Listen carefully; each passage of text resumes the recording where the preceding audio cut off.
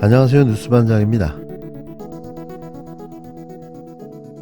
폴란드 대통령 부인과 오찬하고 박물관 전시 관람도 했는데요. 외신을 보니까 이런 기사가 있어서 좀 보여드리겠습니다. 리투아니아 현지 일간지 보도인데요. 김건희 여사에 대해서 이제 보도를 하면서 사진도 굉장히 크게 많이 실었습니다. 네, 명품샵에 들렀다라는 내용이 담겨 있었습니다. 그러니까 현지 기사가 그렇게 쓰고 있는 거죠? 네, 맞습니다. 이게 실제로 어느 정도의 명품샵인지 이런 것들이야 네, 뭐좀 거기까지 아직 필요가 확인이 있지만, 아직 안 된 상황이긴 한데요. 수행원 10명 이상이 동행했고 그래서 이후에 어떤 물건을 사갔는지까지는 밝힐 수 없다라는 매장 직원의 혹시 아까 말도. 그 일정에 여사의 일정도 공개가 돼 있나요? 확인이 안 되고 있습니다. 공개되지 않는 상태입니다. 아무런 관계도 없는 나토 정상회담에 꾸역꾸역 참석하며 미국의 아시아 태평양 꼭두각시를 자청하고 있는 윤석열 정부. 굳이 안 가도 되는 이 정상회담에 김건희 씨가 왜 동행했는지 이제서 궁금증이 해소됐습니다. 금은 유럽까지 가서 명품 쇼핑을 하다 현지 언론에 딱 걸리고 말았는데요. 국민은 살기 힘들다고 아우성입니다. 후쿠시마 오염수 방류 찬성에 자신의 일가 고속도로 게이트까지 만천하에 드러난 상황에서도 몇십 명이나 되는 경호원과 수행원을 몰고 다니며 명품 쇼핑을 즐기고 있으니 환장할 노릇인 거죠. 김건희 씨는 정녕 하늘이 무섭지도 않는 걸까요? 명품 쇼핑을 하러 그 먼 곳까지 원정을 간 겁니까? 역대 이런 한심하고 몰지각한 대통령 부인이 있었던가요? 그냥 한숨만 계속 나옵니다. 추미애 전 법무부 장관은 김건희 씨가 해외에 나가서 명품 쇼핑을 하는 장면이 해외 언론에 포착됐다며 후진국도 이런 후진국이 없다고 비난했습니다. 14일 추미애 전 법무부 장관은 이날 자신의 SNS에 물폭탄에 문자폭탄에 출군을 서두르고 있는 서민 가슴을 먹먹하게 하는 기사가 떴다. 해외에 나가 명품 쇼핑으로 리투아니아 언론을 타는 부인 이야기다. 후진국도 이런 후진국이 없다고 직격탄을 날렸습니다.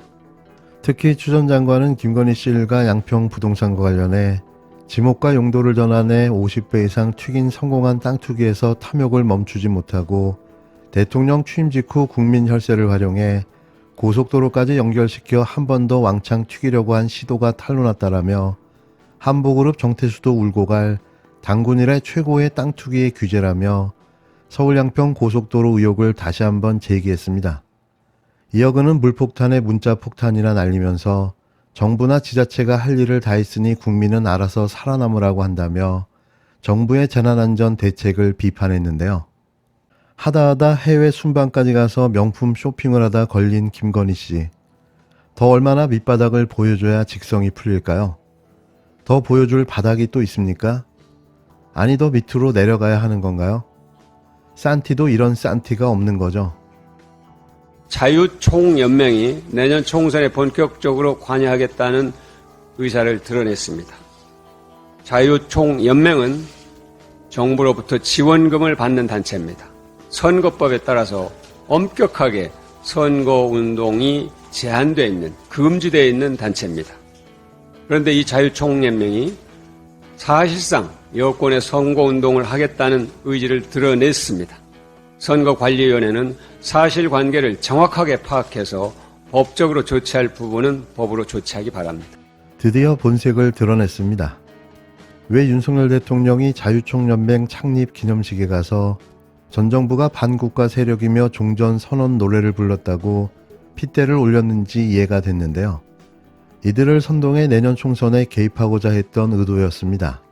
한국자유총연맹이 정관에서 정치적 중립조항을 삭제하고 자문위원 위촉식에서 총선을 염두에 두는 듯한 발언을 하는 등 선거 개입 가능성 논란이 예상된다고 경향신문이 13일 보도했습니다.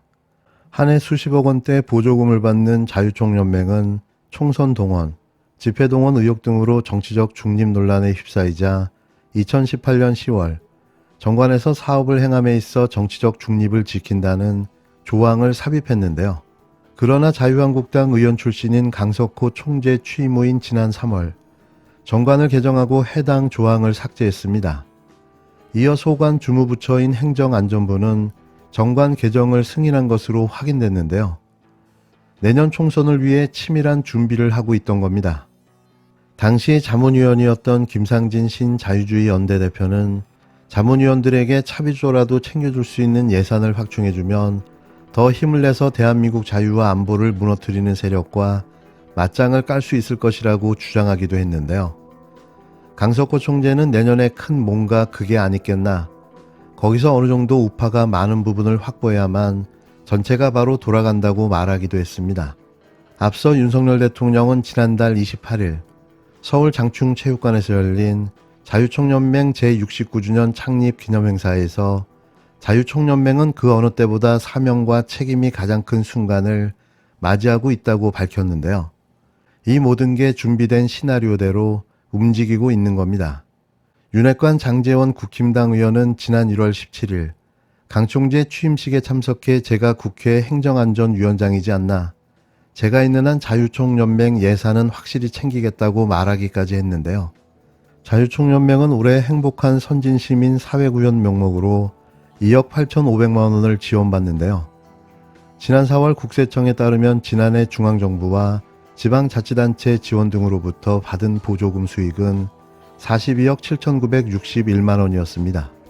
대기업과 부자 감세에 이어 시민단체들의 예산까지 삭감하며 서민들의 허리띠를 더욱더 졸라매고 있는데요. 그런데 어처구니 없게도 극우 보수 단체에 지원금은 더 늘어난 거죠. 내년 총선에 윤석열 특공대가 준비된 분위기인데요. 어떠한 수단과 방법을 동원해서라도 총선에 승리하겠다는 의지로 보입니다. 윤 대통령의 170석 발언의 의미가 무엇이었는지 그 뜻을 알 것 같습니다. 폭락이라고 쓰고 폭망이라고 읽어야 할 듯합니다. 못해도 이렇게 못할 수가 있을까요? 정말이지 살다 처음 봅니다. 아무리 눈을 씻고 찾아봐도 잘하는 것이라고는 단 한 가지도 찾아볼 수 없는데요.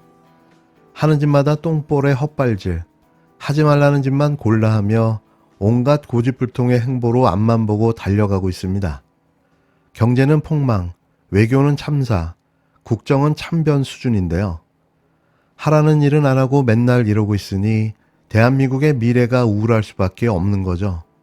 서울 양평 고속도로를 둘러싼 김건희 씨 일가 특혜주기 논란은 결국 정부 여당의 빠른 악재로 찾아왔는데요. 14일 발표된 한국갤럽의 7월 2주차 정기 여론조사 결과 윤석열 대통령의 지지율이 전주 대비 대폭 하락한 것으로 나타났습니다. 다만 정당 지지율에서는 다른 여론조사 기관의 결과와 달리 전주와 변동이 없는 것으로 나타났는데요. 이번 조사도 특정 성향에 대한 과표집된 여론조사로 보여지는데요. 그래서 이번 조사에서 대통령 지지율의 더 큰 하락을 오히려 막지 않았나 싶은 겁니다. 정당 지지율만 비슷하다는 게 이상하지 않습니까? 먼저 윤석열 대통령의 직무수행 평가를 살펴보면 긍정 32%, 부정 57%로 나타나 긍정평가는 전주 대비 무려 6%포인트나 하락했고 부정평가는 전주 대비 3%포인트 더 상승했는데요. 그러니까 과표집된 여론조사라고 전제했을 때 실질적인 하락은 더 컸을 텐데 하지만 이를 막은 거죠.